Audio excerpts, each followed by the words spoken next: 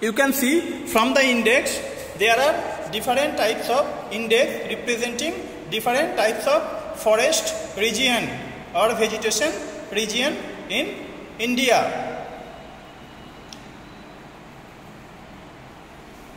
So here we can see India is a country mostly covered with deciduous, tropical deciduous forest and also some part tropical evergreen forest and mostly tropical moist deciduous forest. So as we live in subtropical region in the world, so we do not get much of tropical wet evergreen vegetation except from this region, including Mizoram, Manipur and some part of Nagaland and Assam. Here we get evergreen vegetation and the maximum amount of rainfall also happens to be happened here in this particular area. And Meghalaya is the place where we get maximum amount of rainfall. Now, if we go towards the western position of our country in these two states, in Rajasthan and Gujarat, we can see the minimum amount of rainfall. That's why the natural vegetation are much less and in much less varieties. Only some type of cactus and shrubs can be found in these areas. So this type of particular maps represents only a particular topic. Just like here, this map representing India's natural vegetation. I hope everything is clear from these three types of maps. If there is any confusion, you can always ask. Next, we will go to the component or different components of map that we use in a particular map. The first component we use is a scale.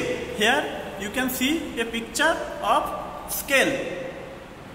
Now these scales represent the accurate distance between actual land and the land shown in a particular map.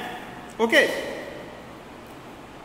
Suppose if we can represent a distance of 10 km on a map by using a scale of 1 cm, this means that every 1 cm of distance means suppose there is 1 cm distance covered here, this 1 cm of distance will be 10 km in actual field or in actual land.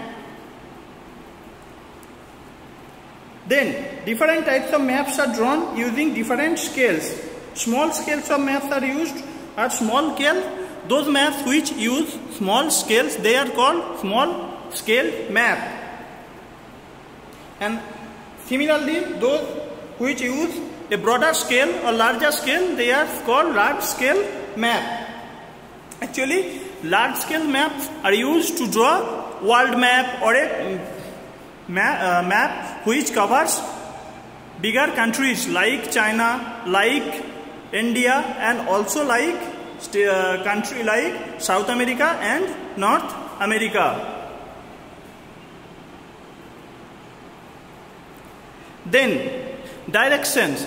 Direction are the most important component of the map. In this map, here you can see a sign forwarding upwards and written N. So there are 4 types of direction, main or major direction present in a map. Those directions are called cardinal directions. They are north, south, east and west. In a map you can see always, you will be seeing this sign here, north, upward. So it means of a particular map, the upper portion will always be northern side. Okay, and the right portion will be eastern side and left portion will be western side and down portion will be our southern side. So this helps us to navigate to a particular direction that or which we want to go.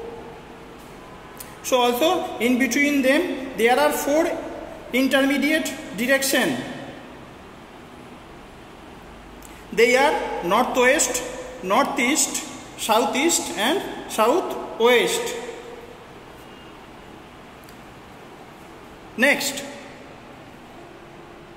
symbols. Symbols are marks or signs or characters used to represent a particular information on a map. Now, if we go to this map, here are some symbols in different colors. These different colors or symbols representing different topic, just like the deep green represents tropical, wet, evergreen vegetation.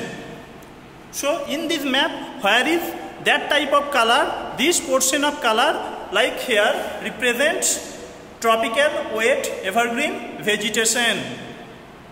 Also from these symbols we can see in a particular map rail lines, houses, the locality and the topic or relief of that particular area. So it is very important to use symbols, otherwise the people who are watching the map, they will not understand what the map is actually representing here. Last one is a sketch. Suppose if you want to go somewhere, you need a particular direction or location to go to. Okay, so how it will be easier for you to go there? If you have a particular sketch or direction to go. That's why we use sketch.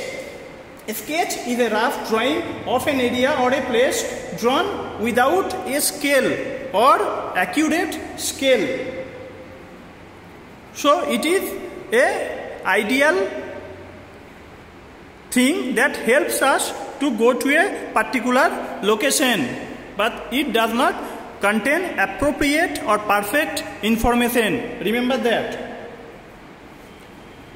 Or a plan is a drawing which is used to show layout of a building and also houses, hospital, classroom, etc., etc.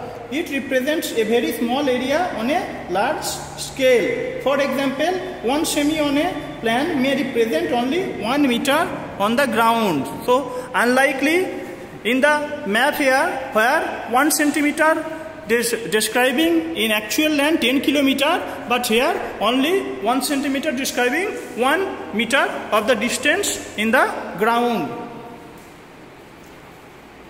Okay, so it is now for today. If there is any question, you can always ask in the group.